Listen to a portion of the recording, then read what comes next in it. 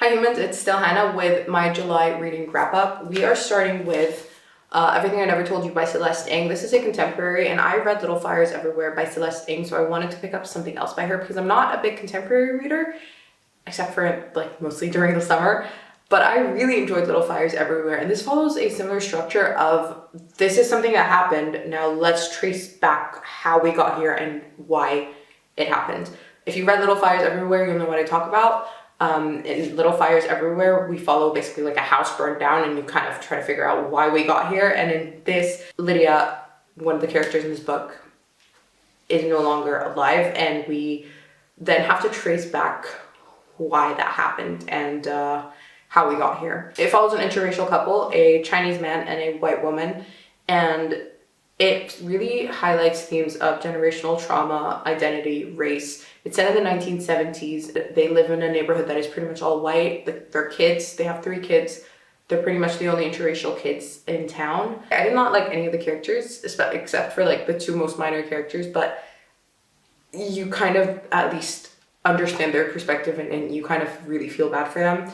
But I ended up giving this 4 stars. The next is a poetry collection that I finished by Wendy Cope. It's called Serious Concerns. I gave it 4 stars. It's really accessible poetry. They're quite short, most of them. It's very rare that it's like long, and it's really funny. It's just really funny. It's a poetry collection that I wanted to pick up because Jack Edwards read the poem The Orange from here, and it was just really lovely. And I was expecting more loveliness in the book, and there is loveliness, but I think what I enjoyed more is the humor. I'm going to actually read you one that is, some of them are like, are they considered limericks? I feel like they kind of are a little bit. I think that's the right phrase for it. That's the right word. And just some of them are just really cheeky. Most of them are really cheeky.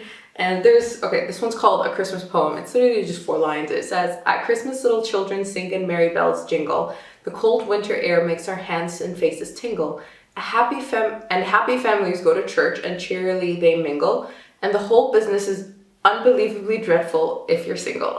Like, it's like that's the kind of tone a lot of this is. And it's just so ridiculous. It's so fun. And honestly, like there's not much more to say about this. They're just little things about life, and she just, I don't know, it's fun. There's also one that it's titled Lost, and it says, "The day he moved out was terrible. That evening she went through hell. His absence wasn't a problem, but the corkscrew had gone as well." I love stuff like this. So yeah, I just really enjoyed it. And I think the reason I gave it a 4 stars is because it's nothing like super profound, but you know what? It doesn't have to be. And then we have the first romance book that I actually read is Book Lovers by Emily Henry. That's not true. I tried Something Dancing. I don't remember. But I never finished that book because I could not do it. I hated it. It was something by Nicola Yoon. I don't remember. But I also didn't like the writing, so there was that. But anyway, Emily Henry's book, Book Lovers, was really fun. I did not expect to enjoy it this much. It is obviously a fluffy contemporary romance, but what I enjoyed is that it's not just that. It's also following a relationship between our main character, the love interest. What is her name? Nora and her sister's relationship, and it also deals with Nora's grief of losing her mother. And so you see Nora as a quite dynamic character. You see how her relationship was with her mother and how it is now with her sister, and how their little relationship, the 3 of them, kind of impacted their relationship now as sisters.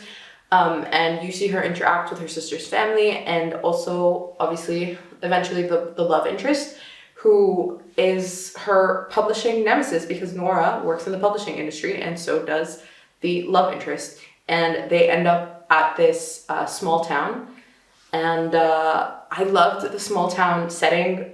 It was really fun. It was witty. It was like the banter between them was witty, between the 2 love interests, and also the the conversation between the sisters, I think, was really fun. It was funny, and I thought it was a good time. It was fun. I read this by the beach. It's summer. I thought it was really cool. I enjoyed that Nora was described as a cutthroat literary agent, and I know that it being a book about books just made this even extra interesting to me, and I just love books about books. And I love that it wasn't just super, super fluffy, and there was a little bit more to go into, and for that reason, I actually gave it a 5 stars, which says a lot, so good for me. We then have the only sci-fi that I read so far this month, which is interesting, but it's The Daughter of Dr. Moreau by Sylvia Moreno Garcia, and this is a kind of like retelling sort of or a twist on The Island of Dr. Moreau, which I've never read, but I know of, and it's basically like, it was this mad scientist who was doing kind of morally shady stuff in like science and medicine, and I think it was the same sort of scientific stuff being done here, where it is this doctor is creating hybrids, so like human animal hybrids, and he lives in a secluded part of Mexico. He just runs his experiments there. He lives with his daughter and I think a maid and this guy who basically helps out with the hybrids and with the land and stuff and with chores. And I had a problem with the pacing of this in the beginning. I wasn't loving this, and I was a little bit disappointed in the beginning. The book does this whole thing of like telling you a perspective and then repeating the plot from a different perspective. But my problem with that was that we weren't really getting anything new for most of the time that this was happening. So it just felt like a waste. Like a lot of it, honestly, in my opinion, could have just been cut. I didn't feel like I was getting more by seeing it from a different perspective or just repeating it. It just felt like repetition. I hated that more of the book was following the character interactions and potential romance and like the romance angst and whatever, rather than focus more on the hybrid thing. But then it did start to pick up the pace a little later, and we did get a lot more focus on the hybrids and the actual horrors done to have them exist. So my camera battery died, and apparently my backup is not charged, which defeats the whole purpose of a backup. But anyway, I was just saying that this I enjoyed, but it wasn't my favorite of hers. So I'd say it's a 3.5. I didn't hate it. I liked it. I really, did I really like it? It's like between a 3 and 3.5, let's just say. And then finally we have Happy Hour by Marlo Granados. We follow 2 girls in their early 20s, and they go to New York for the summer, and they're basically balancing between having a really good time and partying and also trying to find ways to make money without having to really work, because they don't have a legal permit to work in the US. So they're always trying to find these like gigs and like really shady work to like under the table to make money. Things like modeling for live art classes, or getting clients to a new club that just opened. I have a lot of notes on my phone, but I'm now filming on my phone, so I'm just going to try to remember everything I wanted to say. But the main character has both of them really, they're this like ultra party girl archetype, and they're not people who I would want to be. And even in my early 20s, I never was that. It never appealed to me, and even now it doesn't appeal to me. And even when I would, I don't know, like have a good time like once every now and then, I never enjoyed staying up late. And when I would do it once every now and then, I'd always remember thinking, how do people just do this as a life? Like, I just never enjoyed that. It never appealed to me. Obviously, I don't drink or anything, so that also, I just don't get, like, this sort of lifestyle, I don't get. However, you know how you can just, like, read about things that you're like, I would never enjoy this, but it's fun to read about. That's kind of what this felt like for me. The romance of this carefree existence is really nice, but it's a little, not anxiety inducing, but it's a little cringy because you're really aware of certain decisions and behaviors that aren't great and a little self-sabotaging, or even like it's just a little cringy when you think back and kind of relate to certain behaviors. from your early 20s, because I don't know about you, but right now I'm in my mid-20s, and mid-20s and early 20s were very different experiences. And I think there's like a level of awareness that is just not there in the early 20s. So when you now kind of look back on certain decisions and certain behavioral choices, I don't know, it makes me personally cringe a little bit. I'm just like, that was not cool. That was not great. That was not smart.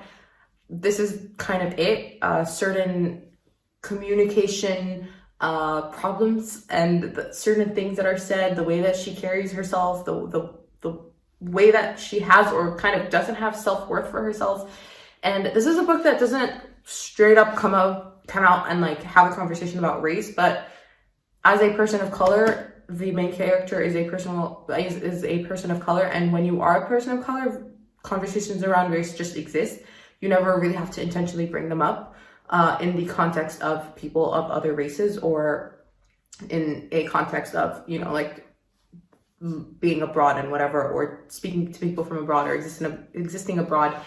And so there is a bit of a conversation around race and identity, like ever so slightly, but it's not like it's like a sprinkle, just because I assume it genuinely is just what happened, because as someone who has lived in the UK, for example, like not even the US, and I feel like the US is more intense with this stuff, but even in the UK, like there were a lot of instances, even if it's nothing like negative, even if it's just neutral, race tended to be a conversation. And people were always really curious to know where I'm from, especially because of my accent. And she has like a similar thing where her accent's a little bit different because she lived in the UK, but like not quite English, but also like not American. And she looks like she's mixed race. And people would always ask her where she's from and whatever. So I don't know, there was just something about this that felt very relatable. And it was kind of like no plot. It's more, you're just following them every few days. It's kind of in a diary style. So you get dates and she's just writing their nights out, the weird and wild encounters that they have with people, some conversations and some things people say to them. You just kind of stare at the words and you're like, people say that? And then I remember things in my life where I just also like stared at a wall thinking, people say that? I don't know. It was a good time. Yeah, I gave this a 4 stars because I really did enjoy it. These are the books that I read in July. I really hope that August is a better reading month. I have a lot of books that I really want to read in August. If you are curious about my August TBR, you can check out last week's video. It'll be linked at the end of the video, but otherwise, let me know if you read any of these books and let me know what you thought of them. And if you enjoyed this video, don't forget to like and subscribe because that really helps me out a lot. If you want more content, you can click either video on the screen, and I'll see you in the next one.